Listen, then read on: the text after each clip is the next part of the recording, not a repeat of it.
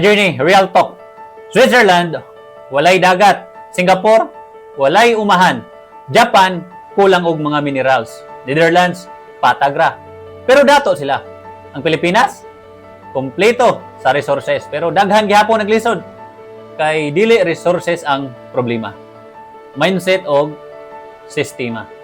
Walay nagtulo nato unsaon pag-manage sa kwarta, unsaon pag-invest, unsaon pagpatubo sa kita. Mao nang igsweldo, gasto dayon. Og kulang, utang dayon. Nya, balik na sad. Og corruption makapahinay sa progress. Pero dili na excuse nga mahunong.